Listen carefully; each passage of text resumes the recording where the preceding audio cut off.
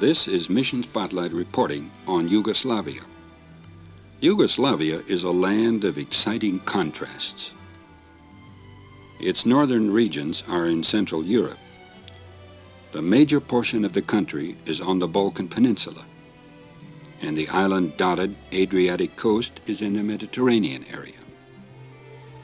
The Adriatic Sea forms a boundary for 360 miles. However, it is one of the most heavily indented coastlines in the world, and the distance along the 360 miles is 3,600 miles. The coastal city of Dubrovnik, one of the loveliest of Renaissance cities, has remained unchanged for centuries. It has preserved its palaces, churches, towns, and walls. Dozens of attractive villages all along the Adriatic Highway enhance the charm of 1,000 inlands and islands along this coast. There is a mellowed beauty to the land, an astonishing variety of landscapes, great fertile plains, and mountain ranges that extend from the northwest to the southeast. The interior highlands are filled with hundreds of small, beautiful lakes. Lake Bled lies in a green valley amidst wooded Julian Alps, a typical Slovenian landscape.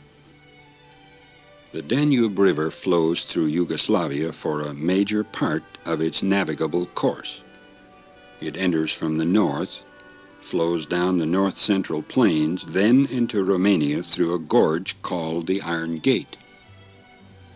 The capital city of Belgrade, located along the Danube, has grown into a great metropolis in the past quarter century.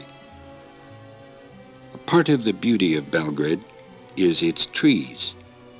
They add grace to the seasoned buildings and create an atmosphere which makes the city a pleasant place to live. Many of the castles of feudal nobles that have withstood the ravages of war are now rest homes, restaurants, or schools. Such mansions conjure the idea of how life must have been when a single man or a family controlled the destinies of hundreds of serfs. The great dividing line between the old and the new was World War II. Few people realize the extent of the devastation brought by that war, and no country, save Poland, suffered so heavily as Yugoslavia. War memorials in every town and village are intensely impressive, both because of their artistic originality and obvious sincerity. But it is the people of Yugoslavia that makes the nation special. They are friendly, filled with good humor, laugh at themselves, and are filled with inexhaustible energy. Conditioned by Western semantics, the world tends to think of Yugoslavia as a suppressed people. Their communist form of government, however, is an unusual system of economic self-management. There is personal freedom that allows people to travel within the country and even abroad. Nearly half of the 22 million people live in urban areas. About 85% of the farmland is privately owned. Size of these individual farms is limited to 25 acres. Larger farms are organized into cooperatives and workers share the earnings. Modern methods take over on the cooperative farms. Most small farmers cannot afford to make such changes. The overall standard of living is higher in Yugoslavia than most other Eastern European countries. Many rural families live in square houses that have little architectural design. During the war, the quaint peasant homes in the old national style were destroyed. The houses now are less picturesque, but more comfortable and require less maintenance. In the cities, colorful umbrellas shade the open-air marketplaces that offer everything from clothing to carrots. These markets have always reflected the degree of wealth and the way of life of the local population. But as Western culture eases into the land, supermarkets are gaining popularity in every town of any size. The government does not interfere with the religious practice of the people. Present day can hardly be called a time of great religious fervor, but it is an age which respects its past and tries to preserve its traditions. These ministers represent a working force of 120 Seventh-day Adventist pastors in Yugoslavia. The Seventh-day Adventist Church is strong throughout the entire country. While church leaders say membership of the 273 churches is about 11,000, the government census reveals more than 50,000 people identify as Seventh-day Adventists. Books are printed without censorship by government presses. Door-to-door calls by colporteurs are not permitted. This is interpreted as imposing unsolicited materials upon the people. Books and other publications are available to members at each church. These are purchased and privately resold or given away to interested friends and relatives. Such personal witnessing yields conversions to the Lord. In a simple little shop, Joseph Pintarik hand makes exclusive clocks. Joseph smiled as he remembered how a relative loaned him a Bible.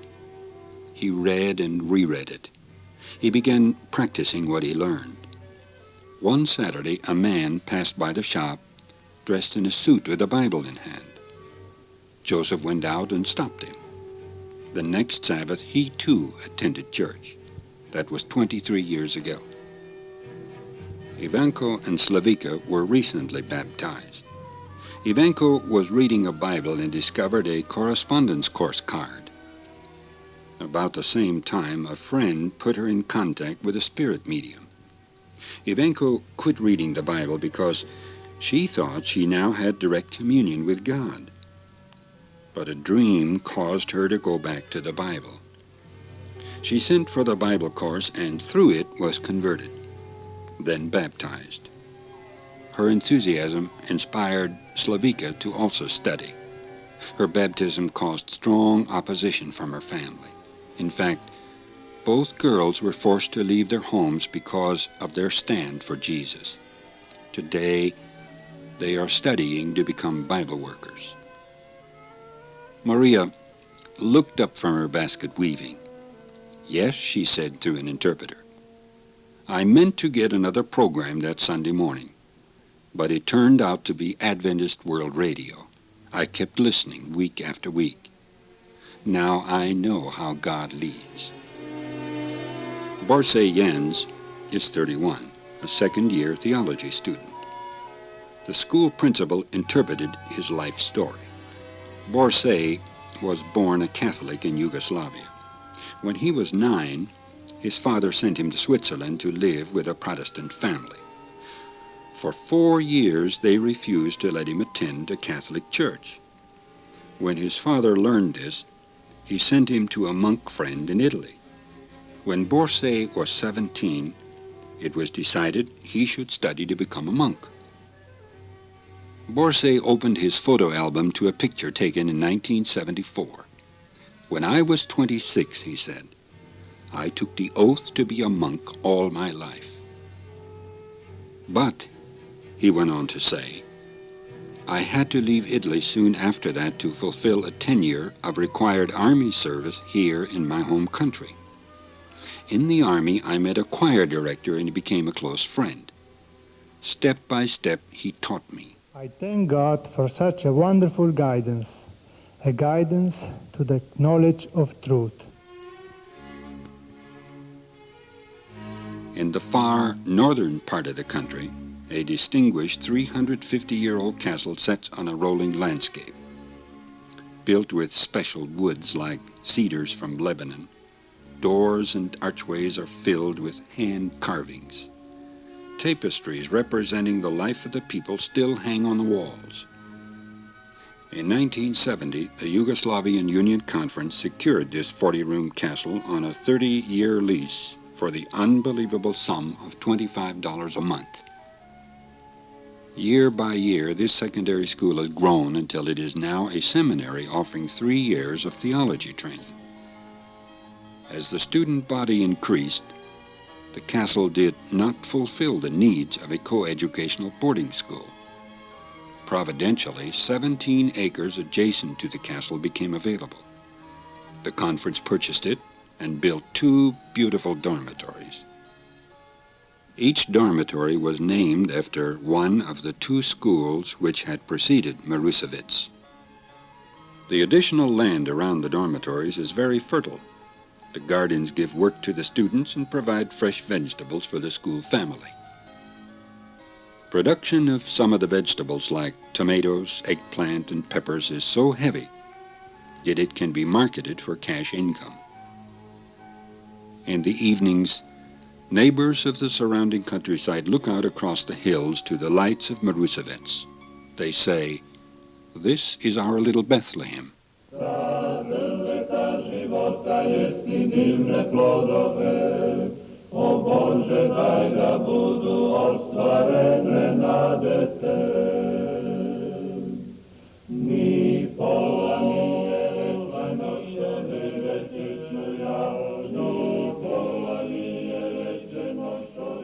This is part of the Yugoslavian ministers' choir which sang at the Vienna General Conference in 1975.